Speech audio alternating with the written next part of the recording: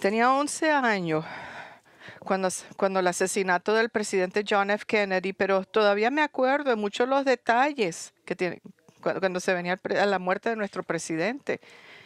Pero que si hubiera habido un documento que predijo este evento y nosotros sabíamos que se había escrito 1000 años anteriores, ¿qué pensaríamos sobre tal documento?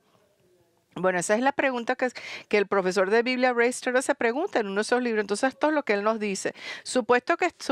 Imagínense que este documento predijo que vendría un hombre a la prominencia como líder de una gran nación, que estaría en una carroza de metal, no dirigida por caballos, que sería asesinado violentamente por una bola de plomo tirada de un artefacto hecho de hierro y madera, dirigido desde una ventana de un alto edificio. Supuestamente, imagínense que este documento también ahora predijo que las noticias de la muerte de este hombre inmediatamente se sabrían alrededor de todo el mundo y millones lo estarían velando.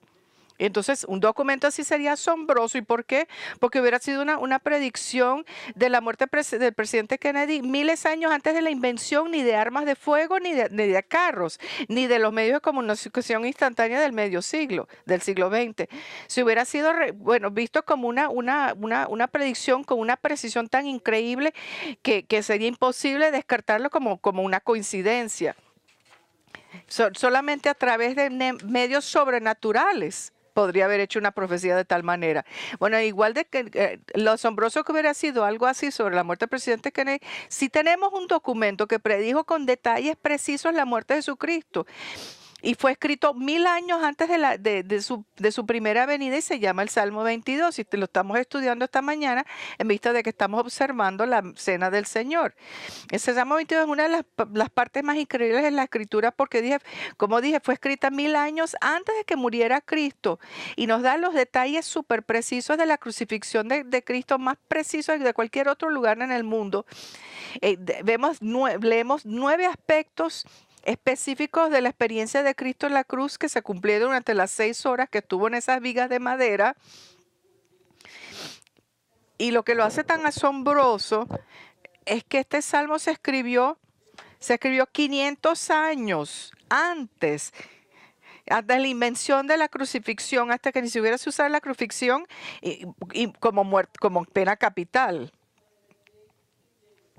Ahora, ¿cómo lo explicamos? ¿Cómo explicamos que David, escribiendo 1000 años antes de la época de Cristo, predijo con tanta exactitud, tanta precisión, detalles sobre su muerte, hasta el método de la ejecución, que no se había inventado, sino 500 años después, cuando ni siquiera se conocía ese método? Bueno, la única explicación posible es que la Biblia es la palabra inspirada, infalible, sin error de Dios. Y que la naturaleza profética del Salmo 22 es una de las evidencias más fuertes que tenemos por esto. Mira, entendamos que el Salmo 22 es pura profecía. David aquí no solamente es rey, pero también es profeta. Y entonces Pedro le llama profeta en Hechos 2:30. Y David fue guiado sobrenaturalmente por Dios para escribir sobre la crucifixión del Mesías que venía. Entonces David escribió con tanta precisión sobre la muerte de Cristo que el Salmo 22 le han llamado el quinto evangelio o el evangelio de acuerdo a David. Así están exactos sobre la muerte de... Y la verdad es que eso es lo que es. Entonces aquí hay algo importante que tenemos que entender sobre el Salmo 22, que en comparación con los otros salmos no se parece porque que los otros salmos están hablando de experiencias personales en los salmos de David generalmente. Pero el Salmo 22 no es así. El Salmo 22 es exclusivamente sobre los sufrimientos en la cruz de Cristo. No tiene nada que ver con David personalmente. Y lo decimos porque cuando vemos en el Viejo Testamento no vemos ningún otro incidente, ninguna otra circunstancia en la vida de David que ni siquiera remotamente se asemejen al sufrimiento sobre la cual está escribiendo en el Salmo 22. Y si uno conoce los salmos de David, si uno es familiar con los familiares, uno sabe que generalmente está hablando David, su salmo está hablando de sus experiencias personales, sus sufrimientos personales, de algún tipo de plegaria para venganza contra sus enemigos, pidiéndole. Pero aquí no vemos nada de eso. Entonces podemos llegar a la conclusión que este salmo es estrictamente una declaración profética sobre la muerte de Jesucristo. Y David nos dice de una manera muy específica los horrores que el Mesías aguanta siendo ejecutado por crucifixión. Todo se cumplió, todo se cumplió, todo está detallado en el Nuevo Testamento. Miren tanto de las declaraciones hechas en este salmo que encuentran su cumplimiento en la muerte de Cristo. Vemos en el versículo en 22:1, Dios mío, ¿por qué me has abandonado? Todo en el versículo 7 dice, todos los que los ven de mí se burlan, hacen muecas con los labios, menean la cabeza diciendo, toda esa burla que le hicieron, esas actitudes esas burlas, y todo esto lo hicieron los que estaban ahí en la cruz, estaban mirando a Jesús en la cruz. En versículo 8 vemos que lo que le dijeron a Jesús en el cruz, lo vemos en Salmo 28, que se encomiende al Señor, que Él lo libre, que lo rescate, puesto que en Él se deleita, burlando, que viniera que Dios se lo rescatara en forma de burla. En Mateo 27:43 dice lo mismo, en Dios confía que lo libre ahora si Él le quiere, porque ha dicho yo soy el Hijo de Dios. Además,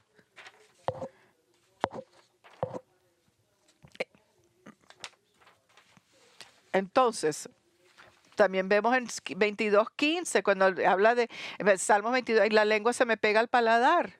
Y eso lo vemos en Juan 19:28, a donde Jesús está deshidratado y dice, tengo sed. Y cuando están repartiéndose las vestimentas en 22:18 y reparten mis vestidos entre sí, y vemos en el Evangelio de Juan, que a donde dice entonces se cumple. Entonces los soldados cuando crucificaron a Jesús tomaron sus vestidos y hicieron 4 partes, una parte para cada soldado.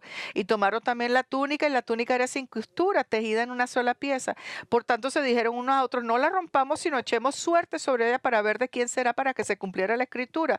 Repartieron entre sí mis vestidos y sobre mi ropa echaron suertes. O sea, todo esto se está cumpliendo justo de acuerdo al Salmo 22. Y por fin en el versículo 16, Salmos 22:16, cuando dice, me horaron las manos y los pies. Eso exactamente es lo que se le hizo a Jesús cuando lo clavaron a la cruz. Es que no hay ninguna duda que el Salmo 22 es una descripción profética de la muerte del Mesías. Y ya se ha cumplido en la crucifixión de Cristo. Pero decir que el Salmo 22 es pura profecía mesiánica, y que solamente una imagen solamente de la muerte del Mesías y no tiene nada que ver con las experiencias de David en los sufrimientos. También es importante entender que esta profecía es única y no es como ninguna de las otras profecías sobre la muerte de Cristo que vemos en las Escrituras. Es única y distinta, y le digo por qué. En el Salmo 22 no solamente profecía que nos da unas informaciones históricas sobre la muerte del Salvador, no. El Salmo nos da mucho más que eso, porque nos da muchísimo más, nos da la angustia en la cruz desde la perspectiva de Cristo. El Salmo 22 nos revela lo que nuestro Señor estaba pensando, lo que estaba pasando por su mente mientras estaba colgado en la cruz, especialmente esas últimas 3 horas. Aquí un profesor de Biblia lo explica de esta manera tan única del Salmo 22. Nos dice, en el Salmo 22 tenemos unos rayos X que penetran a sus pensamientos y a todo su ser interno. En este Salmo vemos la angustia de su pasión. Su alma está desnuda entre nosotros. En este Evangelio está anotado, está detallado el hecho histórico de su muerte y algunos de los eventos que pasaron en su cruz, pero solamente en el Salmo 22 vemos sus pensamientos, se nos revelan su pensar. El Salmo 22 nos da una visión única en lo que Jesús estaba pensando mientras estaba en la cruz. Increíble. Y por eso el Salmo 22 es único y no compara con ninguna otra cosa que se vaya a estudiar sobre la muerte de Cristo. Porque el Salmo 22 nos da una visión de la cruz que no se va a encontrar en ningún otro lugar en las Escrituras. Entonces, en vez de estar viendo a la cruz como un espectador mirando a Jesús colgado en la cruz, el Salmo 22 nos está dando una visión. Nos da una visión de la cruz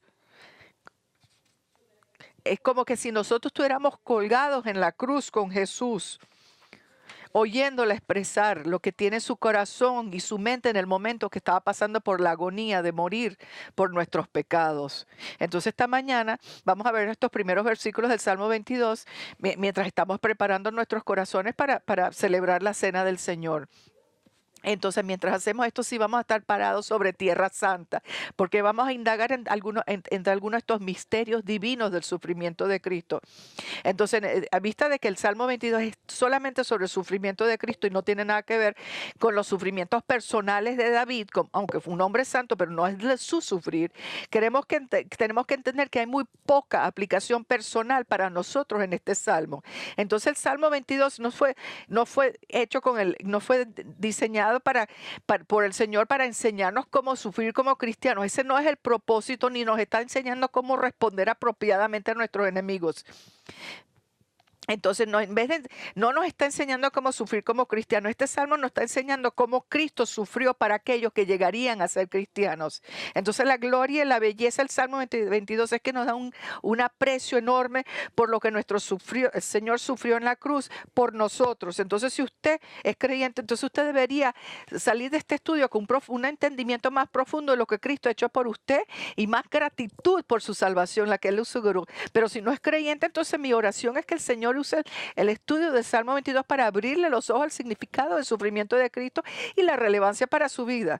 Ahora, entonces David, presentando el sufrimiento de Jesús en la cruz, lo hace dando las varias maneras que él sufrió. Ciertamente sufrió de una manera física porque la crucifixión era una tortura horrible, y también sufrió por los insultos que le tiraban sus enemigos mientras se burlaban y le hacían muecas colgado en la cruz. Pero esta mañana quiero enfocarnos tenemos tiempo limitado, si queremos ver la parte más significativa del sufrimiento de Cristo, porque esta es la parte que nos trajo salvación. Y el sufrimiento es el sufrimiento de haber sido rechazado por Dios. El Salmo abre con: Dios mío, Dios mío, Dios mío, ¿por qué me has abandonado? Entonces, David empieza con las palabras más agonizantes que jamás se hayan escrito en este salmo y en toda la Biblia, porque este es el clamor de alguien que ha sido completamente abandonado y rechazado por Dios, y ese fue precisamente la experiencia de Jesucristo. Estas palabras: mi Dios, ¿por qué me has abandonado?, son las mismas palabras que Jesús dijo en la cruz. Estas palabras las dijo a las 3 de la tarde. Había sido al final de una época muy extraña, rara, muy tenebrosa, de 3 horas, a donde Dios había cubierto todo Israel en oscuridad. Eso lo vemos en Mateo 27, en versículos 45 a 46. Y desde la hora sexta hubo oscuridad sobre toda la tierra hasta la hora novena. Y alrededor de la hora novena, Jesús exclamó a gran voz diciendo: Eli, Eli, lama sabactani. Esto es: Dios mío, ¿por qué me has abandonado? ¿Por qué me has abandonado? Y el significado de esta oscuridad es que Dios estaba pronunciando juicio sobre su propio Hijo. La oscuridad siendo el símbolo bíblico de juicio. Y lo hizo en este momento porque mientras Cristo estaba en la cruz, Cristo estaba siendo juzgado en el lugar de pecadores. Este juicio siendo abandonado y rechazado por Dios el Padre. Y aunque todos alrededor de la cruz no sabían el significado de la oscuridad, Jesús sí lo sabía, porque Él se dio cuenta que por primera vez en toda la historia Él estaba siendo rechazado y abandonado por Dios Padre. Él, que había pasado toda una eternidad en perfecta convivencia y compañerismo por el Padre, ahora estaba siendo completamente abandonado por Él. En Juan 1:1 vemos estas palabras tan gloriosas: en el principio existía el Verbo, y el Verbo estaba con Dios, y el Verbo era Dios. Cristo es el Verbo, y siendo Dios, ha estado siempre con Dios, en perfecta convivencia. Está en perfecta convivencia, cara a cara con Dios Padre, con una convivencia perfecta, imposible de romper, pero todo eso cambió cuando colgó en la cruz. Cristo lo sabe, por eso es que él clama con esta pregunta retórica, porque es una pregunta retórica, mi Dios, ¿por qué me has abandonado? Alguien ha descrito este clamor del Hijo de Dios como la llamada de un hijo perdido, buscando por el Padre, que añora verle su cara otra vez, pero la cara del Padre no se encuentra porque está a propósito escondiéndose de su propio Hijo. Y por eso es que cuando Jesús clama, no se está refiriendo ahora a Dios como Padre. Se fijan que ahorita no aquí era Dios Padre, no era Padre. Todo durante su ministerio siempre se había referido como Padre. No como su Dios, pero ahora se está refiriendo a Él como Dios mío, Dios mío. ¿Y por qué lo hace ahora? Cuando hasta este punto siempre Dios ha sido Padre cuando se refiere a Él. Porque mientras estaba en la cruz había una rotura en la relación. Esa intimidad espiritual estaba rota. Entonces este es el grito de angustia de alguien que ha sido abandonado, ha sido quedado huérfano por su padre, rechazado, ya no tienen ninguna relación con su padre. ¿Y por qué fue esto el caso? Porque el padre abandonó y rechazó a Jesús, con quien él había estado bien complacido, el que siempre perfectamente le obedeció. Oigan. Nadie puede completamente entender ni comprender cómo Dios Padre podría voltearle la espalda a Dios Hijo. Pero sucedió porque Dios Padre es perfectamente santo y su santidad no permite que Él tenga ningún tipo de relación con el pecado. Y mientras Jesús estaba en la cruz, Jesús se convirtió en pecado por su gente. Y aunque Jesús es el Hijo de Dios sin pecado, mientras estaba en la cruz no se convirtió en pecador, pero se convirtió en una ofrenda de pecado por nosotros, en el sentido que Él murió como el sustituto que cargó con nuestro pecado para que después aquellos que vinieran a creer en Él ya pagó la pena de multa por sus pecados. ¿Y por qué fue esa pena? Bueno, muerte espiritual, muerte eterna, que es el ser abandonado y rechazado por el Padre. Y por eso es que Él fue abandonado por Dios el Padre. Él cargó con el peso total de la ira del Padre en contra del pecado. La ira que nosotros merecemos. Dios Padre trató a Cristo de la manera que nosotros nos merecíamos, siendo Él juzgado eternamente por nuestros pecados. Mire cómo el apóstol Pablo explica el significado de la muerte de Cristo en 2 Corintios 5:21. Al que no conoció pecado, le hizo pecado por nosotros, para que fuéramos hechos justicia de Dios en Él. Mira, Jesús nunca dejó de ser santo y libre de pecado mientras estaba en la cruz. El Padre lo trató como que si hubiera sido culpable de cometer todos los pecados que jamás iban a cometer por todo aquel que llegara a creer en Él. Aunque Jesús no cometió ninguno de esos pecados. Ese es el significado de la cruz. Y por eso que Cristo le estaba clamando a Dios, sabiendo perfectamente bien por qué estaba siendo abandonado. El profeta del Viejo Testamento, Isaías, también predijo y explicó el abandono de Cristo mientras estaba en la cruz. En Isaías 53, versículos 5 a 6 y después el 10. Mas Él fue herido por nuestras transgresiones, molido por nuestras iniquidades. El castigo por nuestra paz cayó sobre Él. Y por sus heridas hemos sido sanados. Todos nosotros nos descarriamos como ovejas. Nos apartamos cada cual por su camino, pero el Señor hizo que cayera sobre Él la iniquidad de todos nosotros. Pero quiso el Señor, ahora en 10, pero quiso el Señor quebrantarle, sometiéndole a padecimiento. ¿Oyendo? Cristo fue molido por el Padre. Él tuvo la experiencia del pecado. Entonces Él tuvo la experiencia del infierno. El infierno es el abandono eterno por Dios. Y nuestro Salvador lo hizo para que aquellos de nosotros que llegáramos a creer en Él nunca fuéramos abandonados por Dios. Señores, por eso es que nuestra salvación es tan preciosa. Es un tesoro, porque es una salvación que nosotros no hicimos nada para asegurar, para ganar. Él lo hizo todo. Y nunca perderemos esta preciosa salvación, nunca seremos condenados, porque Cristo ya fue condenado, siendo abandonado por el Padre en nuestro lugar. Y este es el mensaje de la cruz. este es el mensaje del cristianismo, de la cristiandad. Él es el sustituto, el sacrificio sustituto. Mesías, el perfecto. Y aunque podamos entender los conceptos básicos de Cristo ser nuestro sustituto, castigado en el lugar de pecadores, todavía hay mucho misterio alrededor de su muerte que nunca vamos a poder completamente entender. ¿Cómo se puede entender que un miembro de la Trinidad abandone a otro miembro de la Trinidad? Es algo difícil de comprender. Pero aunque no podamos nunca completamente comprender el misterio como Dios Padre pudo abandonar a Dios Hijo, tenemos que saber que esto fue un abandono real. Y es importante entenderlo, porque hay algunas personas que están tan desconcertados por este concepto y en verdad les molesta el hecho de que Cristo haya sido abandonado por el Padre. Entonces han creado la teoría que Jesús solo se sentía abandonado, pero que en la verdad no fue abandonado. Entonces han creado esta teoría que no es correcto. Entonces... Y le están diciendo que él se sentía solo y no sentía la presencia de Dios, pero que Dios sí estaba ahí, aunque no lo sentía. Pero eso no fue el caso, eso no fue así. Porque cuando Jesús clamó, mi Dios, ¿por qué me has abandonado? Es porque él sabía que por primera vez en toda la historia, en toda la historia eterna, un miembro de la Trinidad le había dado la espalda a otro miembro de la Trinidad. Entonces él fue verdaderamente rechazado y abandonado, como, al igual que va a ser cualquier pecador que no llegue a confiar en Cristo. Fue un abandono real.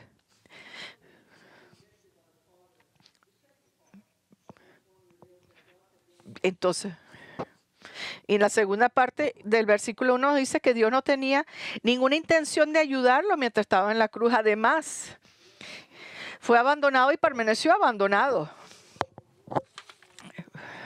Pues dice, porque estás tan lejos de mi salvación y de las palabras de mi clamor. O sea que está buscando, está diciendo por su padre, ¿por qué no me ayudas?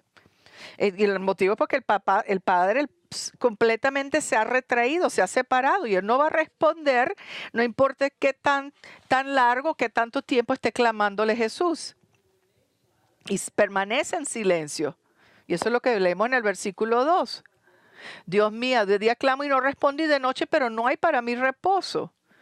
Cuando Jesús clama de día, que fue durante el día referente a antes de que, cuando todavía estaba el sol, había claridad, no vino ninguna respuesta del Padre. Cuando clamó de noche, que es cuando las 3 horas, cuando Israel estaba en oscuridad, Dios seguía. Aun cuando en todas esas 6 horas Dios estaba en silencio. Ser achosado y rechazado por el Padre fue el sufrimiento más grande que Jesús aguantó en la cruz. Pero no importa lo horrible que fue el dolor físico de la crucifixión, no había nada tan horrible como el ser abandonado por su Padre. Piénsenlo. Esta es la primera vez que Jesús jamás había tenido la experiencia de silencio de su Padre. Esta es la primera vez que Jesús había estado solo. Le dicen Juan 16, 12, cuando lo van a meter preso, dice, la hora viene y ya llegan que seréis esparcidos cada uno, y no me dejes, sin embargo, no estoy solo porque el Padre está conmigo. Pero mientras estaba en la cruz, el Padre no estaba con él. Entonces él lo hizo para que todos aquellos que vinieran a confiar en él nunca estarán solos y nunca tendrán el tormento de silencio absoluto de Dios. Pero Dios sí estaba silencioso hacia Cristo. Entonces, estos versículos en respuesta al silencio de Dios, entonces Jesús nos dando ese dolor tan profundo y lo extraño que es el silencio de su Padre. Entonces David procede a decirnos lo que estaba en el corazón y en la mente de Cristo cuando fue abandonado. Él le dice al Padre, sin embargo tú eres santo que habitas entre las alabanzas de Israel. Está abriendo su corazón. Entonces está pensando en lo santo que es su Padre. Y lo que está diciendo aquí es que Él es perfecto, sin pecado, perfectamente santo, y tú siempre tienes la razón. Y entonces dice que el Padre está sentado, habita entre las alabanzas de Israel. Que las alabanzas de la gente de Israel son tantas que el Señor está como sentado rodeado de alabanza, una imagen bellísima. Entonces toda la gente reconoce lo grandioso y lo santo que es, están continuamente alabándolo y Jesús sabe esto. Pero, ¿y qué es lo que estaba ocasionando las alabanzas? Específicamente, bueno, más específico aquí, David sigue diciendo en los próximos versículos, en ti confiaron nuestros padres, confiaron y tú los libraste, a ti clamaron y fueron librados, en ti confiaron y no fueron decepcionados. Aquí efectivamente Jesús lo que está diciendo al Padre, el motivo por el cual la gente te alaba tanto es porque tú nunca los abandonas como me has abandonado a mí. Y aunque ellos han pecado, tú nunca los rechazaste a ellos como me has rechazado, como me estás rechazando a mí. Cuando a ti te clamaron para que los libraras, los rescataras, tú los rescataste, tú los libraste, pero no es el caso conmigo. Te estoy clamando para tu ayuda, pero de ti solo viene silencio, no viene rescate. Entonces lo que Jesús le está diciendo al Padre no es que el motivo que no me ayuda, no es porque no eres santo, es precisamente porque eres santo. Y no tiene que ver con el hecho que no me puedes ayudar. Entonces, ¿por qué no me estás ayudando a mí? Entonces, estas son todas preguntas retóricas que está haciendo Cristo. Entonces, todo esto es retórico. Jesús sabe, Jesús entiende. Entonces, no es que está buscando una respuesta. Él sabe por qué el Señor ha tenido que voltearle la espalda. Y lo vemos, y sabemos que lo sabe porque vemos en el versículo 6. Pero yo soy gusano y no hombre, oprobio de los hombres y despreciado del pueblo. Jesús se refiere a sí mismo como un gusano, lo más bajo que hay. Algo que tiene cero valor. Y ese es el motivo por el cual Dios no lo ayuda. Porque mientras Él estaba en la cruz cargando con los pecados de toda su gente, Jesús no merecía ninguna ayuda, ya que Él era un gusano, no tenía ningún valor. Y así como el Padre lo trató como un gusano, no como un hombre. Ahora, señores, piénsenlo. Hasta aquí tuvo que ir nuestro Cristo para ser su Salvador, para ser nuestro Salvador. El Dios eterno, Hijo de Dios, el glorioso, libre de pecado, el creador de todas las cosas, colgado en una cruz, hecha de madera que Él había creado, ahora está siendo mirado como un gusano, ni siquiera como un hombre. Esta es la gracia de Dios, esta es la profundidad del amor de Cristo, del amor de Dios de Cristo para usted. Comentando en esto de ser gusano y no hombre, aquí nos dice Charles Spurgeon, este versículo, esto es un milagro de lenguaje. ¿Cómo Él podría, el Señor de gloria, ser rebajado a tal punto de ser no solamente más bajo que los ángeles, pero hasta más bajo que hombre? ¿Qué contraste entre ser el yo soy y el yo soy gusano? Pero esto se encontró en la persona de Jesucristo cuando estaba ahí sangrando en el árbol. Él se comparó a un gusano que se pisa, pasivo, despreciado. Él selecciona lo más débil, la criatura más baja que toda una masa, una masa de material, de carne que no tiene nada ni siquiera para poderse fortalecer. Y esto era como era Él cuando estaba ahí colgado en la cruz, era una masa de miseria, la esencia de agonía, muriéndose en la cruz. Señores, esto es lo que Jesús tuvo que pasar para salvarnos. Entonces se espera, es razonable que cuando vengamos a la cena del Señor, vengamos con las mentes frescas, dándonos cuenta de cómo el Señor se tuvo que rebajar para que nosotros pudiéramos ser exaltados al cielo y cómo Él fue rechazado por el Padre para que nosotros fuéramos aceptados por Él.